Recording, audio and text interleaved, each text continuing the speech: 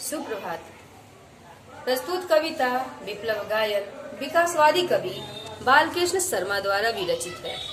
इस कविता में कवि ने बताया है कि रूढ़ियां जब बंधन बनने लगे तो उनका टूट जाना ही अच्छा होता है। रूढ़ी जिसका अर्थ है बंधन, जिनसे लोगों का हित कम और अहित ज्यादा होता है।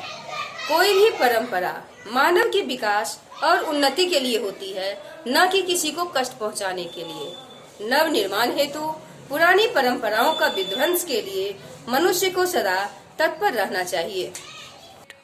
कविता की पंक्ति इस प्रकार है। कवि कुछ ऐसी तान सुनाओ जिससे उथल पुथल मच जाए, एक हिलोर इधर से आए, एक हिलोर उधर से आए। इन पंक्तियों में कवि ने विप्लव के माध्यम से समाज में बदलाव लाना चाहा है। समाज में विकास और गतिशीलता लाने की इच्छा रखने वाला मनुष्य कवि से परिवर्तन लाने में सक्षम तान सुनाने का आग्रह करते हुए कहता है, हे कवि, समाज में जड़ता आ गई है। इस जड़ता को समाप्त करने के लिए कुछ ऐसी संगीतमय रचना सुनाओ जिससे समाज जाग उठे और प्रगति की ओर उन्मुख हो जाए। यह परिवर्तन एक स्थान पर न हो बल्कि इधर उधर हर स्थान पर पहुंच जाए।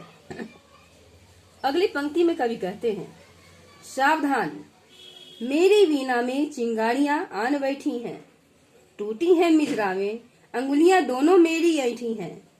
कंठ रुका है महानाश का, मारक गीत रुद्ध होता है, आग लगेगी क्षण में, हृतल में अब क्षुब्ध युद्ध होता है। इन पंक्तियों में कवि विकास और गतिशीलता को अवरुद्ध करने वाली प्रवृत्ति का वर्णन कर रहा है। कवि कहता है, विप्लव गायन के माध्यम से परिवर्तन की लहर की कामना रखने वाले मनुष्य सावधान हो जाओ। जिस वीणा की सुरीली तान सुनाकर तुम समाज में विकास लाना चाहते हो, अब उसमें सुरीली तान नहीं बल्कि चिंगारियां भर गई है। समाज में असंतोष का भाव बढ़ गया है। वीणा के मधुर स्वर उत्पन्न करने वाला मिजराव टूट गया है।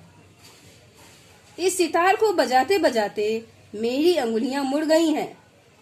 भाव यह है कि संघर्ष करते करते कवि थक चुका है। कवि कहता है, जिस कंठ से लोगों में संघर्ष की प्रवृत्ति जगाने की आवाज निकलती थी, आज वह अवरुद्ध हो गया है। यदि मैं लोगों से संघर्ष कर नव सृजन की बात कहता हूँ तो वे तुरंत क्रोध में भर उठते हैं। उनके हृदय व्याकुल हो उठते हैं और बेचैनी महसूस करने लगते हैं। अगली पंक्ति में कवि कहते हैं, झाड़ और झंखार दग्ध है इस ज्वलंत गायन के स्वर से, रुद्ध गीत की क्रुद्ध तान है निकली मेरे अंतरतर से। कण कण में है व्याप्त वही स्वर, रोम रोम गाता है वह ध्वनि, वही तान गाती रहती है कालकूट फने की चिंतामयी। इन पंक्तियों में कवि ने परिवर्तन लाने वाले विप्लव गायन के प्रभाव का वर्णन किया है।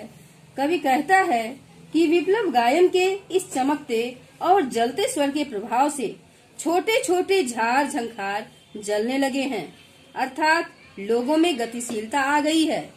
उन्होंने अपनी जड़ता त्याग दी। उनके गतिशील होने का कारण यह था कि इतने दिनों बाद हृदय से निकले और गाए गए इस गीत की तान की संघर्ष करने की ललकार थी। कवि फिर दोहराता है, वही संघर्ष की ललकार एवं नव सृजन करने वाला स्वर कण कण में और वही आवाज शरीर के रोम रोम में समा गई है। अब तो सांप के फन से भयंकर विष से युक्त मणि भी वही स्वर गाती रहती है, अर्थात विप्लव गायन से लोग विकास और गतिशीलता की ओर उन्मुख हो रहे हैं। कविता की अगली पंक्ति इस प्रकार है, आज देख आया हूँ, जीवन के सब राज समझ आया हूँ, भ्रू विलास में महानाश के पोषक सूत्र परख आया हूँ। इन पंक्तियों में कवि विप्लव गायन से उत्पन्न परिवर्तन की स्थिति के बारे में बता रहा है। कवि कहता है कि मैं संघर्ष करते हुए विकास, गतिशीलता और परिवर्तन को देख चुका हूँ। संघर्ष करते हुए जीवन में परिवर्तन लाया जा सकता है। जीवन का यह गुप्त रहस्य समझ चुका हूँ। आँखों की इस प्रेम भरी चितवन में परिवर्तन को पोषित करने वाले नियम को जांच परख चुका हूँ। इस प्रकार विप्लव गायन जड़ता के विरुद्ध विकास एवं गतिशीलता की कविता है।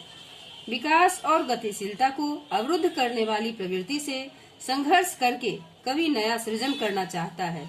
इसलिए कवि विप्लव के माध्यम से परिवर्तन की हिलोल लाना चाहता है। धन्यवाद। Thanks for watching this video.